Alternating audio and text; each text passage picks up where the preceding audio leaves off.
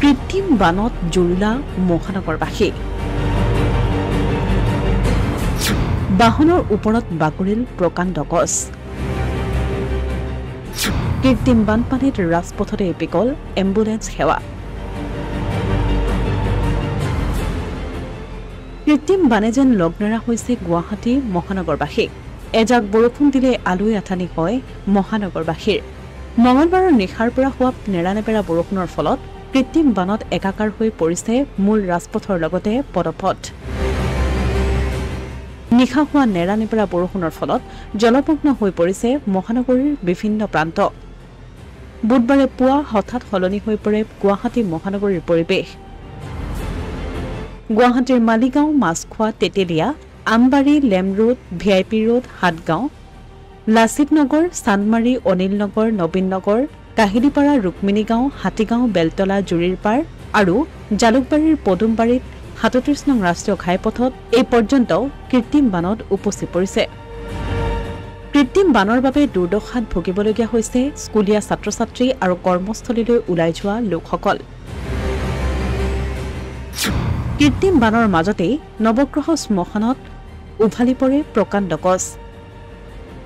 ইয়াৰ ফলত পথৰ দাঁতিত ৰখাই থোৱা এখন বাহন যথেষ্ট ক্ষতিসাধন হয়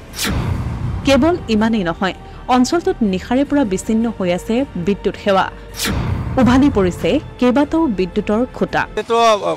দিনৰ ভাগত হ'লে ইয়াতে ল'ৰা ছোৱালী কিমানে খেলি থাকে কণ কণ ল'ৰা ছোৱালী খেলি থাকে বহুত যথেষ্ট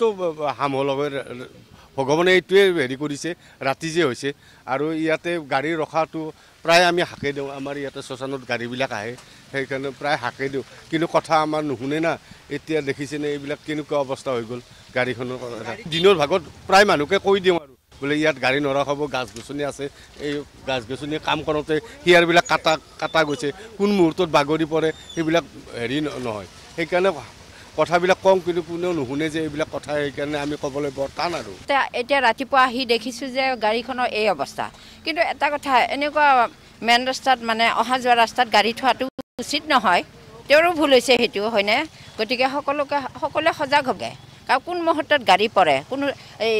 কি গছ গছনি পৰে কোনোতো ক'ব নোৱাৰে গতিকে সেইকাৰণে সতৰ্ক সকলোৱে হোৱাটো উচিত ইফালে কৃত্ৰিম বানৰ মাজতে নিশা বিকল হৈ পৰে এখন এম্বুলেন্স ৰোগীক চিকিৎসালয়লৈ নি থকা অৱস্থাতে বিকল হৈ পৰা এম্বুলেন্সখনক লৈ বিভূতিত পৰে চালকো তলৰ মানে বানপানী কিবা বস্তু লাগি পেলাই তলৰ ইঞ্জিনৰ যিটো কভাৰ থাকে সেইটো খুলি গ'ল মানে বানপানীৰ কাৰণে গুৱাহাটীখন বেয়া হৈ গ'ল বেয়া হৈছে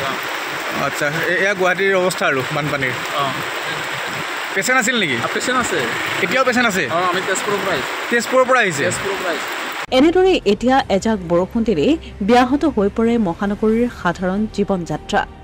বৰষুণ দিলেই কৃত্ৰিম বানপানীৰ কবলত পৰা মহানগৰবাসীৰ বাবে যেন এনে দুৰ্দশা পৰিণত হৈছে অভ্যাসলৈ কিন্তু শেষ হ'বনে মহানগৰবাসীৰ এই জীয়া যন্ত্ৰণা